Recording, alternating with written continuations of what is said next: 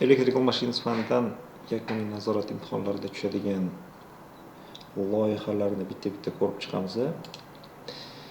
Birinchi loyiha yozib qo'yibdi. Faza kuchlanishi 220 volt AC bo'lgan 3 fazali o'zgaruvchan tokni kuchlanishi 12 volt DC bo'lgan o'zgaruvchan tokka aylantiruvchi konverter sxemasini tuzishimiz kerak.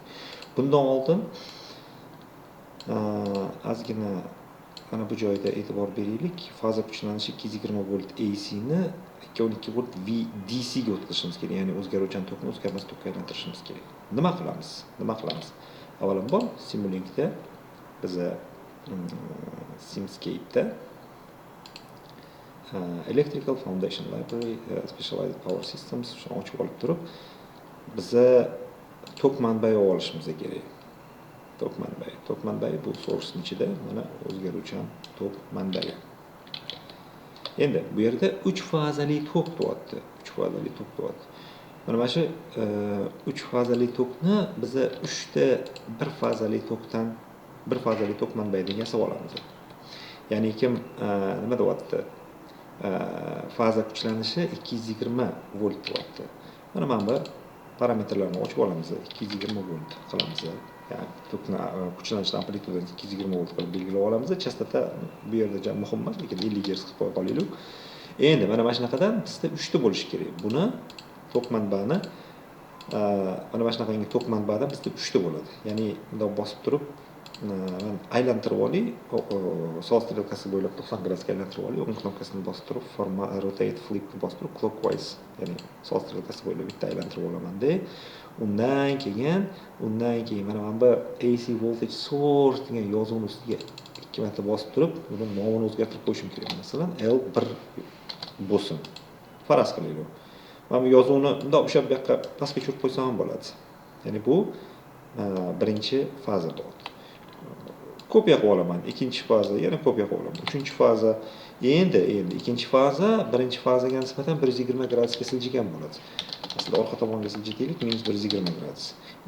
Uchinchi faza birinchi fazaga nisbatan уже 240 gradusga siljigan bo'ladi. Orqa tomonlari hammasi minus tomonlar, ya'ni massa tomonlarini hammasini biz yerga ulab qo'yamiz. Buni biz qayerdan olamiz? Buni biz ground degan element ulab qo'yamiz. Mana men bu simni tortib oldimda, tortgandan keyin sразу GR yozsam, уже mana bu chiqib ketdi. Ground chiqib ketdi. Oldim ikkinchi fazani ham massasini, uchinchi fazani ham massasini o'sha ulab qo'ydim.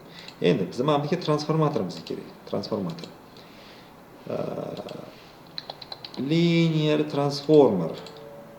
Buni ham men uchinchi chulg'amini olib tashlayman. SI units qilaman. Bitta apply ni bosaman. Menda shunaqa paydo bo'ldi. Endi men faza kuchlanishi 220 volt. Faza kuchlanishi 12 voltga tushirmoqchiman. Mana bunaqangi transformator. Endi bu transformator sal razmerini kichraytirib olsam bo'ladi. Bundoq ko'p joy olmasligi uchun. Buni endi men T1 qilib belgilab oldim. Mana bunaqangi yana kichraytirib qo'yasizmi? T1 qilib belgilab oldim. Bundan yana bitta bor. Bundoq qilib hammasini tok manbaiga ulab oldim. Transformator mana bu tomonlarni hammasini yana alohida yerga ulab qo'ydim. Ya'ni bu qanaqangi transformator bo'lyapti? Bu chap tomoni, ya'ni birlamchi shulg'amlar tomoni yulduzcha usul bilan ulangan transformator bo'lyapti.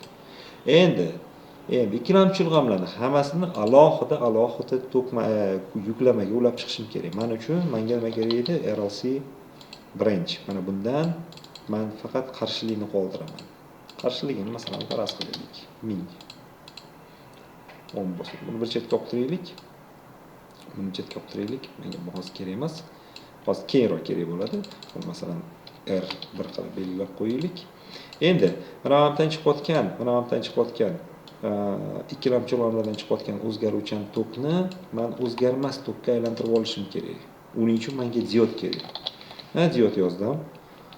Diod yozdim. Mana bu e'tibor bersanglar, ikkinchisida chiqib kelyapti. Electrical, mana diod, electrical specialized power systems for electronics ning ichida. Mana shu diod menga kerak. 2 marta bosib turib measurement portni o'chirib qo'yaman. Sal diodni kichkinaroq bossam bo'ladi. Bunday qilib tepaga qaratib aylantirib olaman. Bu menda D1 bo'lsin. Xo'p, bunaqadan menda 6 ta bo'lishi kerak. Ya'ni mana bunaqangi qilaman, chizib olaman. Bunaqangi diodlardan bunday kopiya qilib olaman. Buni bunga ulayman, buni bunga ulayman, buni bunga ulayman. Ya'ni oddiy 3 fazali uchun diodni mos yaratib olaman-da. Sal teparoq ko'tarmasam bo'lmas ekan. Uladim, buni ikkinchisiga uladim, buni uchinchisiga uladim. Bo'ldi. Endi mana bu tepa qismini hammasini bunaqangi qarshilikka ulab qo'ydim. Pastini ham hammasini qarshilikka ulab qo'ydim. Shu joyda men nimani o'lchashim kerak? Vazifada ko'rsatyapti. Tok manbai faza kuchlanishining vaqtga bog'langan grafiki, olingan o'zgarmas tok kuchlanishining vaqtga bog'langan grafiki kerak. Mana shu grafiklar kerak. Ya'ni kim? Bitta voltage measurement qo'yaman. Bu faraz qilaylik V in bo'lsin, ya'ni kiruvchi kuchlanish. Bu faza kuchlanishini o'lchyapti. Ya'ni qanaqangi deyman? Ya'ni mana bu kuchlanishni o'lchovchi instrument, ya'ni voltmetrni plyusini mana tok manbayini plyus tomoniga, minusini tok manbayini minus tomoniga ulab turib, buni men olib qilib skopga chiqarib qo'ydim. Endi yana bitta voltmetr qo'yaman. Bu endi faraz qilaylik V out bo'lsin. Ya'ni chiquvchi. Yana o'sha plyusni plyusga, minusni minusga uladim-da, buni ham o'sha skopga ulab qo'ydim. Mana bunday qilib skopga ulab qo'ydim buni. Sal ichkariroq undaroq qilib olaylik. Joyimiz yetarli bemalol. Buni ham sal beriroq surib qo'ysak bo'ladi. Imkon darajasida joydan sal unumliroq foydalangan ma'qul. Endi mana shu yerda power degan blok qo'yib qo'yaman-da. Bitta simulyatsiya qilamiz. Simulyatsiya 0,1 sekund emas, qanaqadir 1,5 sekund davomida davom etsin. Ranni bitta bosganimdan keyin natijani ko'ramiz. Scope'da natija ko'ramiz. Mana bunaqangi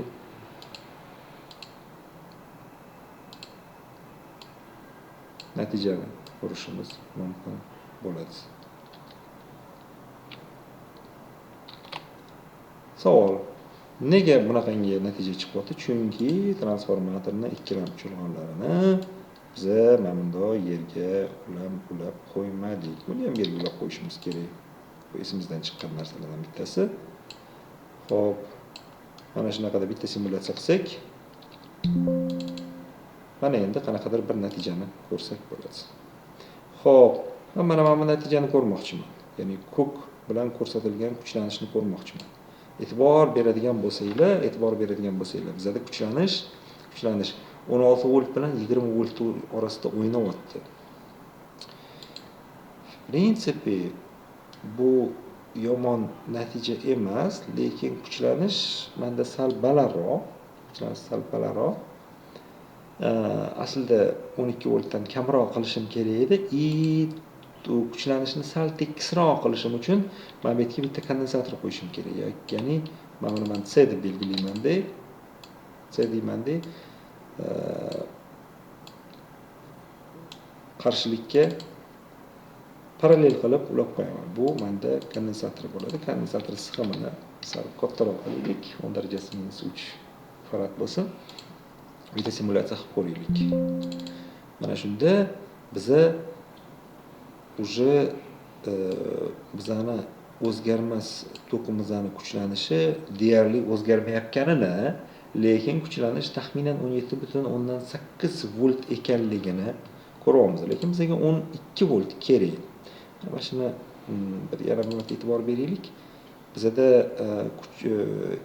ikkilamchi g'amdagi, ya'ni o'zgarmas tokimizning kuchlanishi o'zining maksimal qiymatiga yarim sekundga yetmasdan yetib kelyapti. O'shaning uchun bizga mana simulyatsiya yarim sekund vaqtimiz yetib ortadi. Simulyatsiya vaqtimiz yarim sekund yetadi bizga.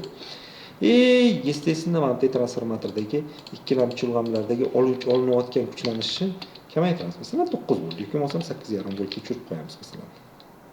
Ilojimiz yo'q, har uchalasini shunaqangi kuchlanishni pasaytirishimizga to'g'ri keladi.